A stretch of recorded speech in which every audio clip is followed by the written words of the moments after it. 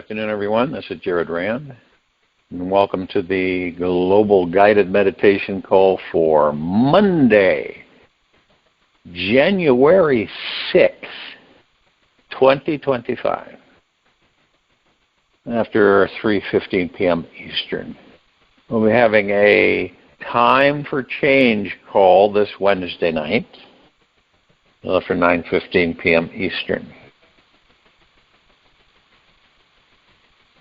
As everyone is in a comfortable position, relaxing into your body,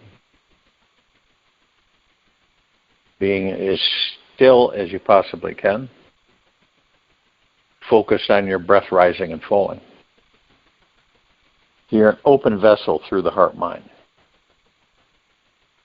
Once we are clearly aware that the mind spends all of its time in yesterday and tomorrow. That's all. It spends all of its time in yesterday and tomorrow. So when you're in the now, the mind isn't there. Now that's nifty, because then you can learn and watch the ego mind and how it operates on a moment-to-moment basis. You can see its responses and how it reacts and all of it. You have a bird's eye view. So you begin to learn about it through the heart-mind. And as you learn about it, you begin to pick up little things. You remember, you're gentle, kind, generous, and humble with yourself at all times. The ego mind is not the enemy. We put it there for us to learn, experience, and to master it. So as we view and we watch and we begin to realize that we don't care to participate in it. So in the now, we leave the ego mind alone. We leave yesterday and tomorrow alone. And what does that do? What does that... I mean, what do we experience when that happens? Well, your stress factor almost becomes zero. Your fear factor is gone. Worry, anxiety is all gone.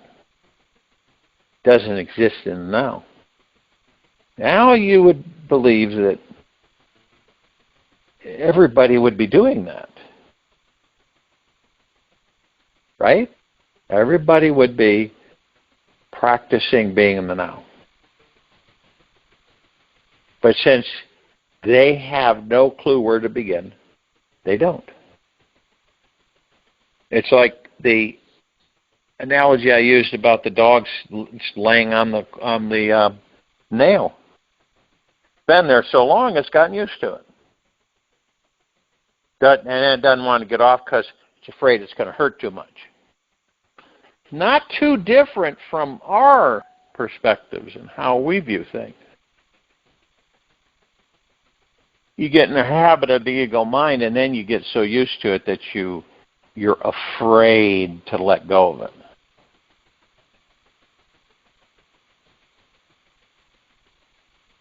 And the way to ascend is not to have the ego mind. See? You cannot ascend with the ego mind. You're not going to. It's not going to let you. You know, living in yesterday and tomorrow and constantly worry, stressing, and fearing,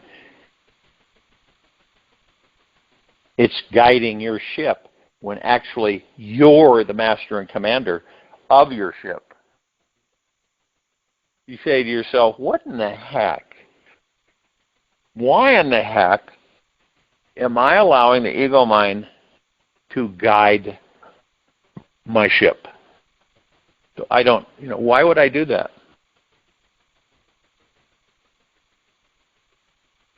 smashing into the shoreline and doing all kinds of crazy stuff.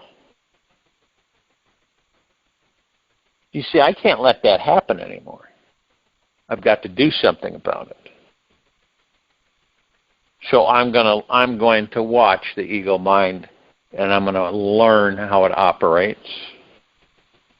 You witness it, you don't judge it, you're just witnessing how it operates. And then it's so important for this civilization, is to master the ego mind. Because what would happen? We would not have war, conflict. Okay? We would not be ending each other. You wouldn't be angry, frustrated, and fearful. You would be at peace and gentleness and kindness with yourself at all times, generosity and humbleness. The whole civilization would be that way. Does that make them meek and weak? No, it makes them the opposite, omnipotently powerful. What else wouldn't happen on the planet after you master your ego mind and you reside in the heart mind? There would be no greed. There would be no competition. That's ego mind, all of it is.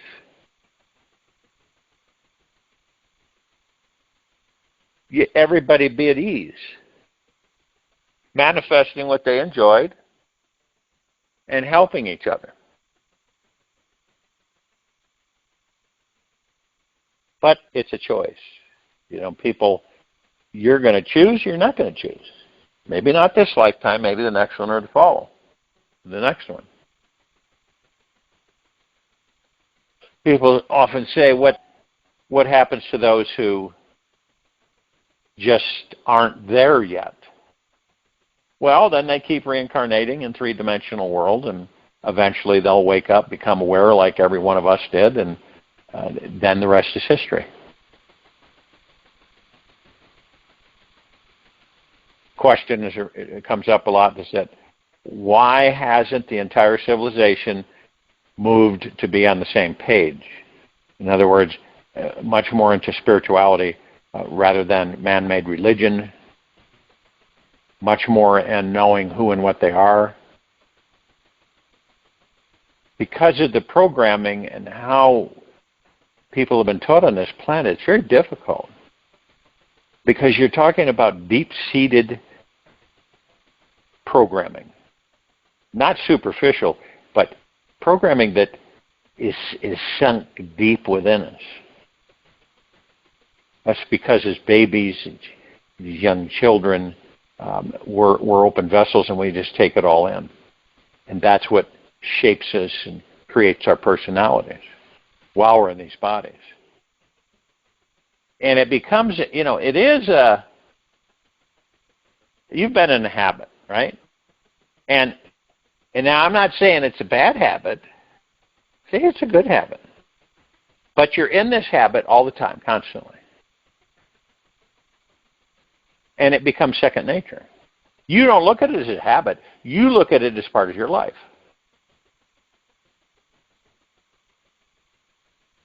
And then one day you discover, I don't care. I don't care to do this anymore. It's not serving me the greater good anymore. I'm not going to do this anymore. And so your intentions are great on it,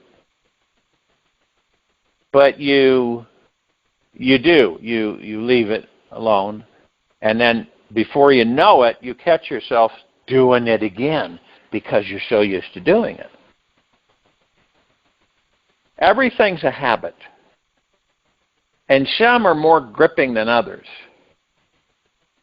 It's like someone says, well, you have to have, let's say, an alcoholic beverage at a certain time every day. And you get in the habit of doing that. And you just have one beverage and that's it. But you get used to it and it becomes part of your life.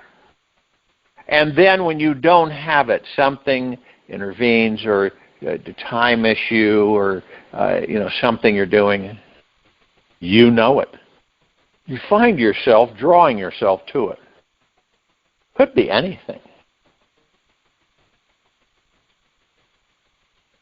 Out here in this state, Colorado, of course, marijuana is legal. You know, you got marijuana stores. You go into them, buy what you want. And so everybody, you know, there's a lot of people that their habit is smoking marijuana. Now, picture people that a process called vaping, that's a habit. And just to show you what we end up doing to our bodies, see. So now research has found that vaping is very, very, very bad for the body. But you have a habit. So the habit overcomes the worry about harming the body. So because the habit is so deep, you continue the habit.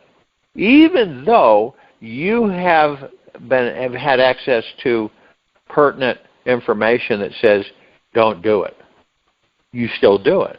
It's like people, and you know, so you say, well, that's an addiction. An addiction is a deep-seated habit.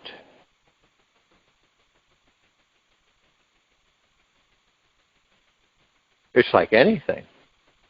Habit of saying what? Well, I start my car every morning at this time.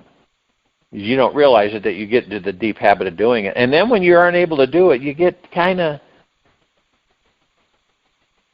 messed or irritated or hurried or rushed. You ever done that? You ever had a habit and then all of a sudden you can't do it because something comes up?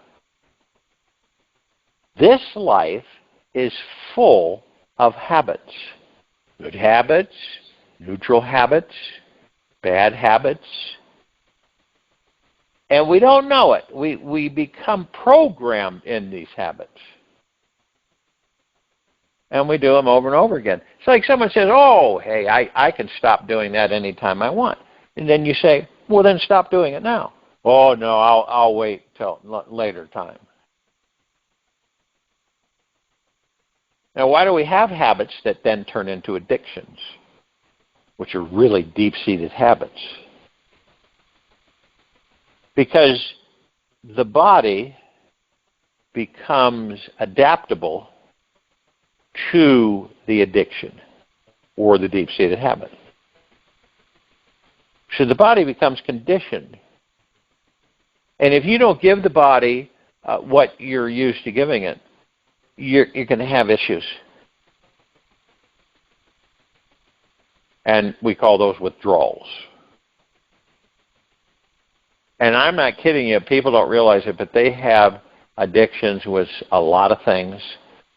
And it doesn't necessarily have to be drugs or any kind of substance.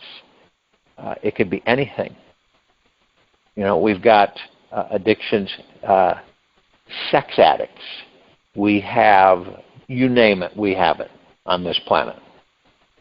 Why is that? Why do we have so many of these that people become controlled by?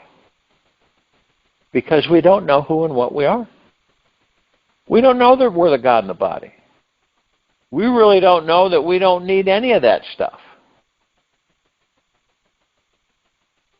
We can be high on life just in the spur of the moment because we decide to be.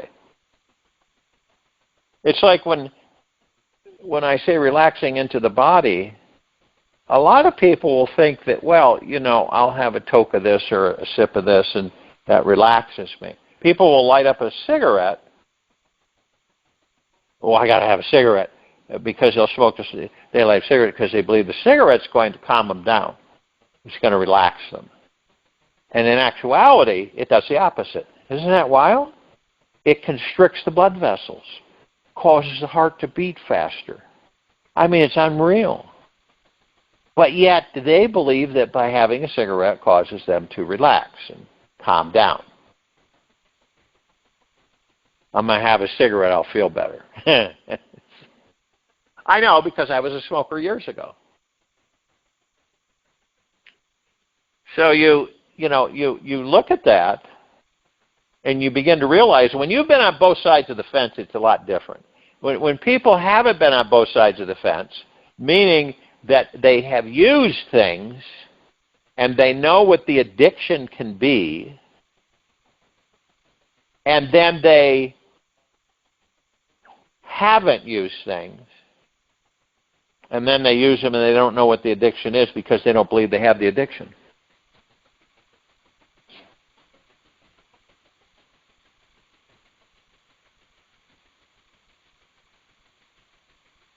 This is about knowing who and what we are. That's what this is about. It is about us knowing what the heck is it that we are within these bodies.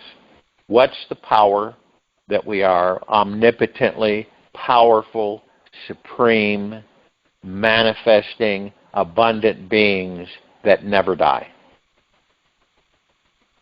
Okay? That's a great habit of belief to immerse oneself into, because that's the truth. That isn't made up. That's the truth. You know, we leave the body and we continue. 10,000 years out of the body, we continue. Million years we continue. Billion years we continue. Trillion years we continue. And all along, see, once we know who and what we are, then we say to ourselves, do I want to go into another life on that planet? Do I really want to do that? Or maybe some other form.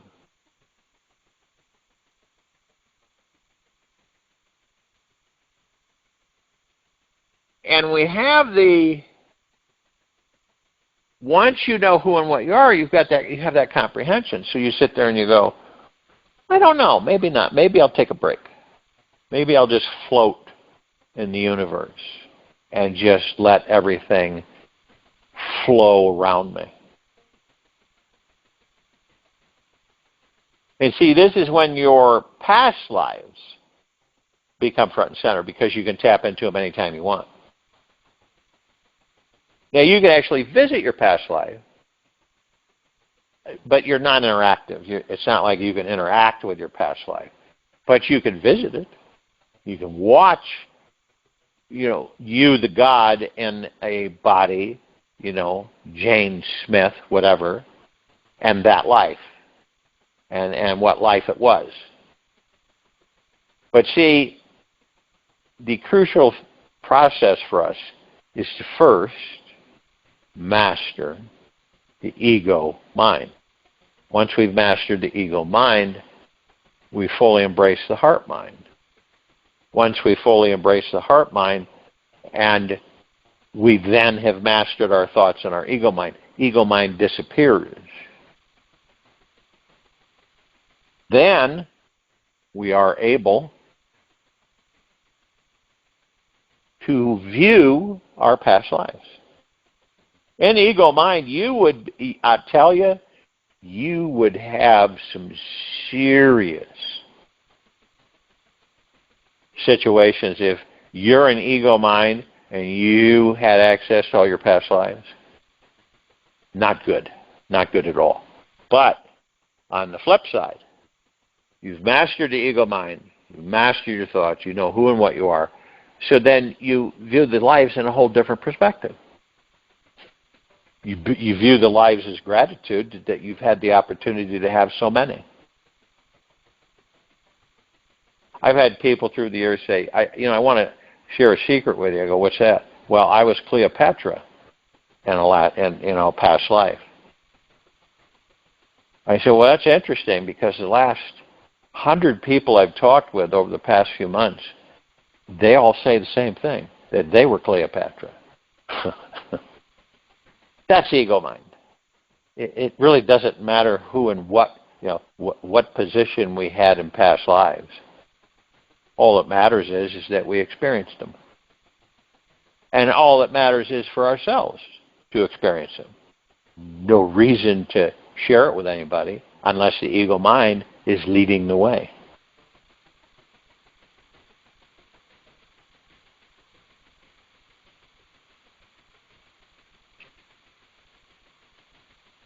It's like a past life, and people say, well, I was a Pleiadian. Well, okay, so you were in a Pleiadian body. What was your name? What did you do? If you remember you were a Pleiadian, what's that society like? How do they operate?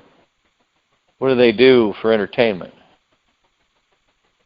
And I guarantee you, every single time, you wouldn't know any of that. Well, if you didn't know any of that, how do you know you were a Pleiadian? So, the ego mind is constantly got a ring in our nose and pulling us along. And our direction is to master it. And once we master it, it's all she wrote. We're here to enjoy this life that we have right now. Doesn't matter if you're 150 or 9 months old. We're here to enjoy this life. We're here to enjoy everything about it. Does it mean that, we're just going to slip through easy peasy? No, that'd be boring.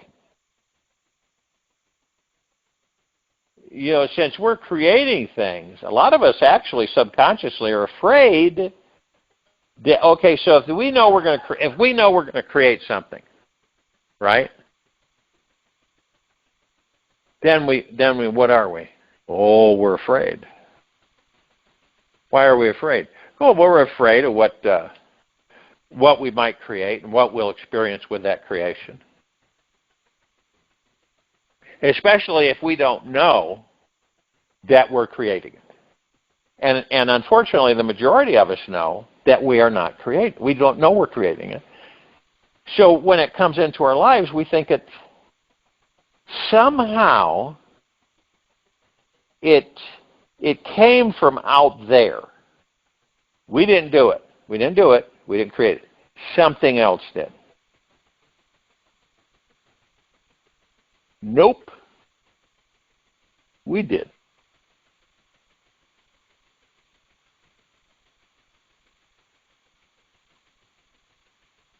Which is a good thing, because even by talking about it in this guided meditation call, we're halfway there. We identify it.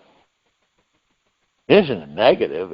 It's phenomenal. It's spectacular that we discover that we know. You say to yourself, okay, I'm aware that the ego mind is in charge. See, first you embrace it. I'm aware that my ego mind is in charge. And I'm learning a lot through meditation,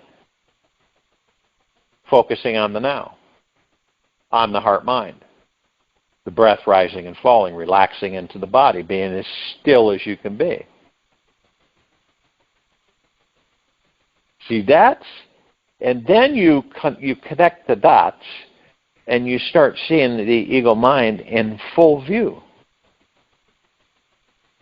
And it actually teaches you how to master it.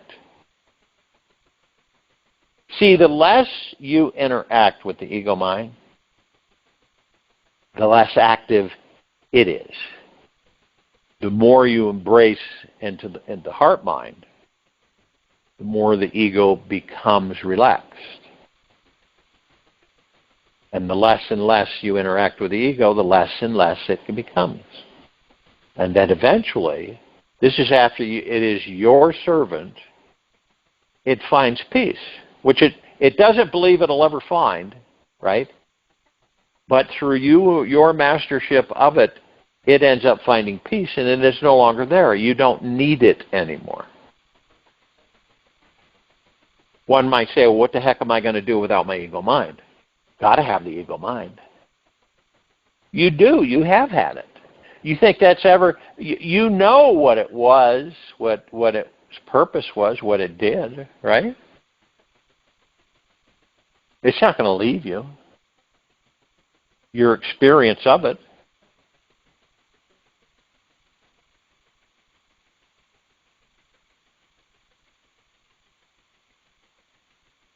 See, you wouldn't, is it necessary for us in this now moment on this planet, for any of us to get agitated? Is that a necessary thing for us to become agitated? No. Now, without the ego mind, there's no agitation at all. Why expend energy into a downward spiral direction that takes us a while to recover from? Does that make any sense? We've all done it, I mean, many, many times, many, many, many lifetimes.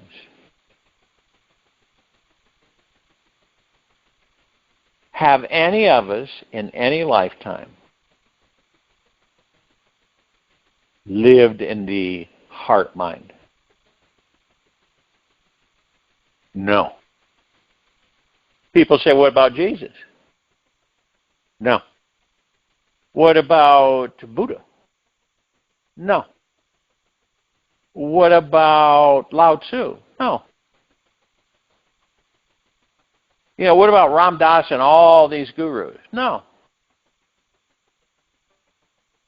What about the elders in China? No.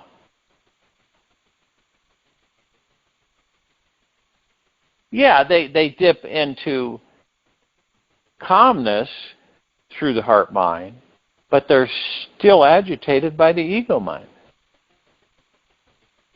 Not to a great extent, but it's still there.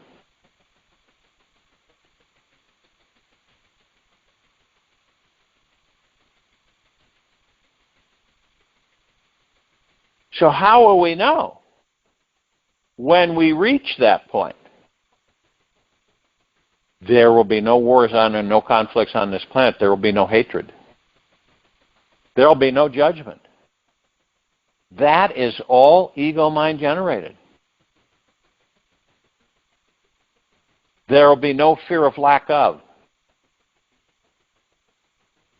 There also won't be any dis-ease.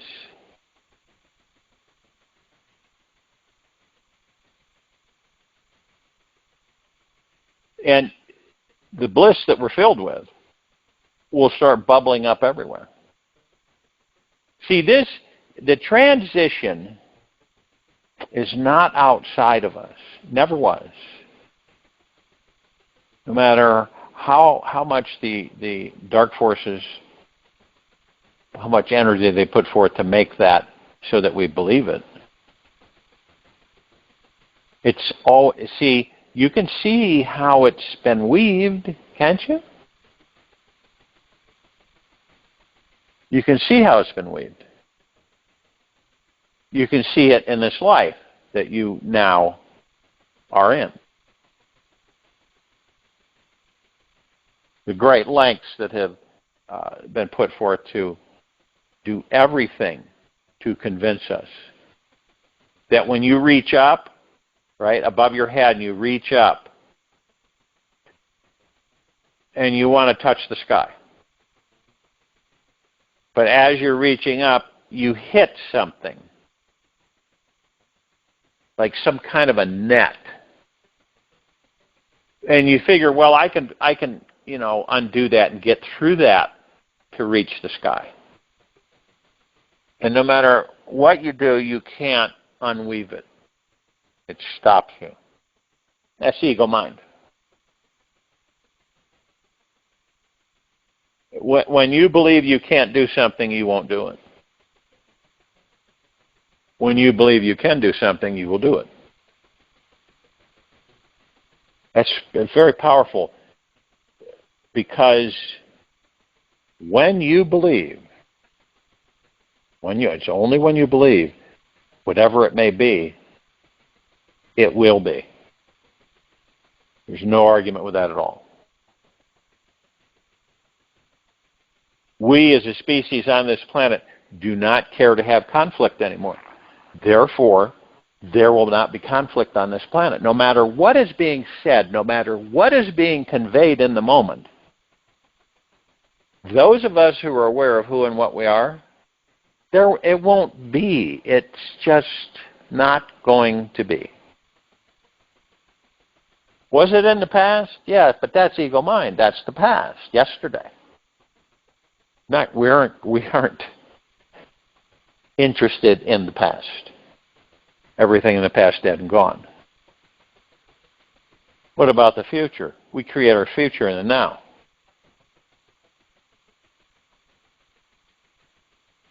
So this is what we're doing in this life, on this planet, in this moment.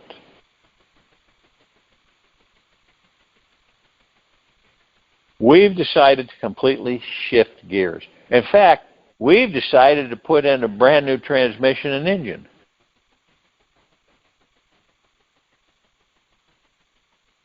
And we no longer are interested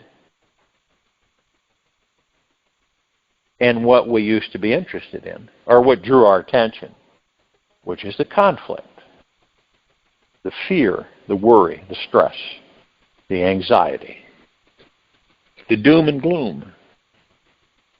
Because all along, we created every single speck of it.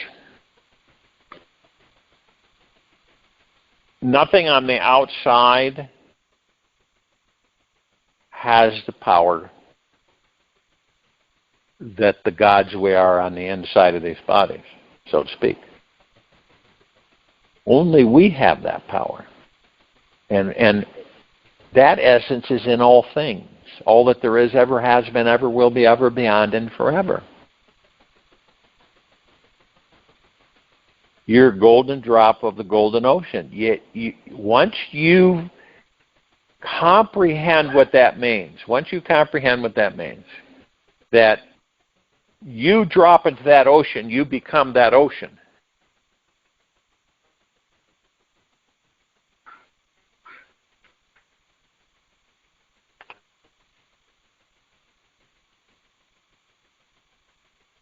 When you appear separate from that ocean, right?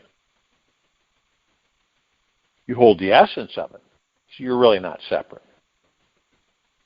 But you look at, well, I'm separate from that. It's like any of us. None of us are separate. Never will be. None of us are alone. We never will be. You can't be alone. There's no way you can be alone. Now, if you look at that as, let's say, you say to yourself, well, you know, your friends are around, and you feel so alone. That's ego mind. Once you comprehend the fact that you'll never be alone ever, period, your perspective and how you feel as a whole, it would be a whole different experience. All of us have the power to create anything we desire right in this very moment. It's just that we have not mastered the ego mind, we have not mastered our thoughts, and that's what gets in the way from us manifesting anything we desire. That's all. That's what gets in the way. That's what stops us.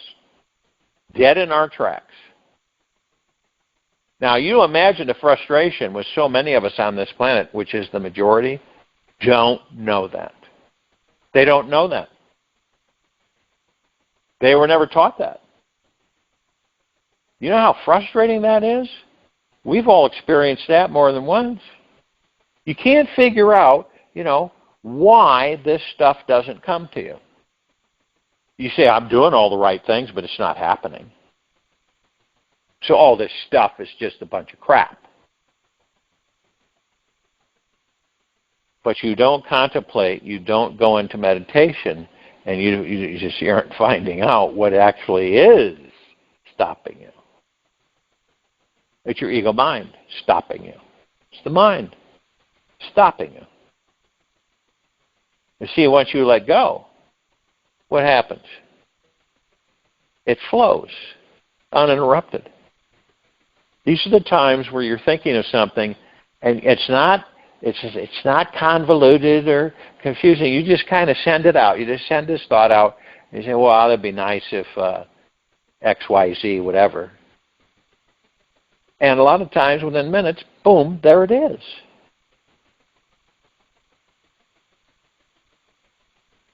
And I know that any of us can reflect on something that happened just like that for us, where we were thinking about something, we had no attachments, we had no expectations, we just kind of flew it out there, and just went about our business. And boom, there it was. Now you imagine doing that knowingly on an ongoing basis? Now we're getting into samadhi, kundalini, God, planet, paradise.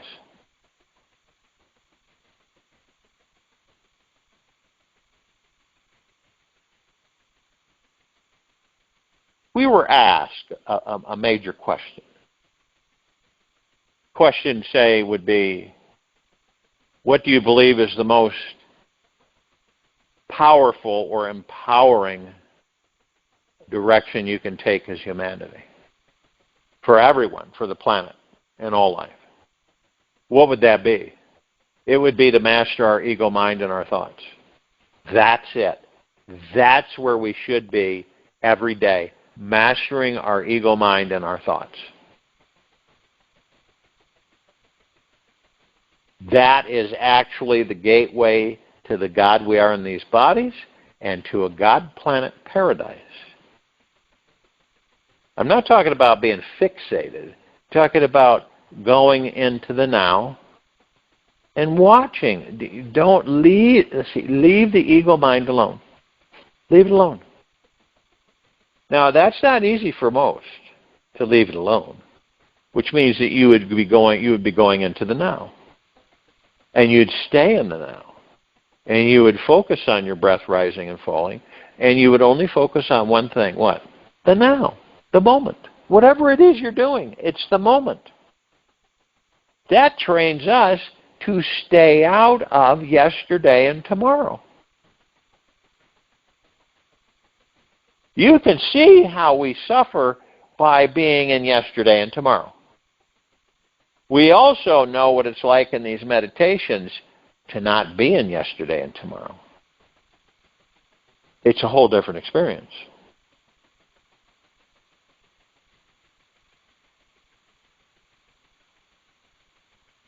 We can make and design our lives any way we choose, as long as we've mastered these areas.